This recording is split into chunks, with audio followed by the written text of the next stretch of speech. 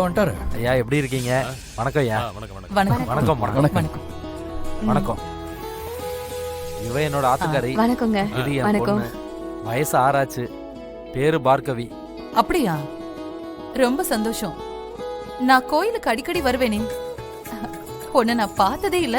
நான் ஸ்கூலுக்கு போயிடுவேன், அப்புறம் டியூஷனுக்கு போயிடுவேன், அப்பப்பதான் கோவிலுக்கு வருவேன். அப்படியா செல்லம்? அழகா பேசுற. ஐயரே, இந்த பூ போட்டு பாக்குறதுன்னா என்ன? அத பத்தி நான் தெரிஞ்சுக்கலாமா? சொல்றதுனால எந்த தப்பும் இல்லையே. அதெல்லாம் ஒண்ணும் இல்லம்மா. முதல்ல அம்மனுக்கு விளக்கெல்லாம் போட்டுட்டு பொங்கல் வைக்கணும். அதுக்கப்புறம் சாமி கும்பிடணும்.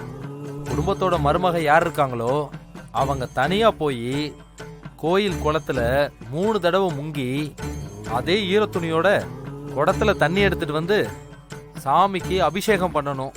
அப்புறம் அர்ச்சனையும் தீபாராதனையும் நடக்கும். அது முடிஞ்சதும் இந்த வேண்டுதல் படி பூ போட்டு பார்ப்போம். சிவப்பு பூ ஒன்று, வெள்ளைப்பூ ஒன்று பேப்பர்ல மடிச்சு ஒரு குடத்துக்குள்ள போடுவோம். அத சாமி முன்னாடி வச்சு சாமிய நல்லா வேண்டிக்கணும். அதுல ஒரு பூவை எடுக்கணும்.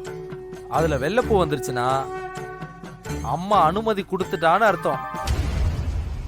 அப்படி இல்லாம சிகப்பு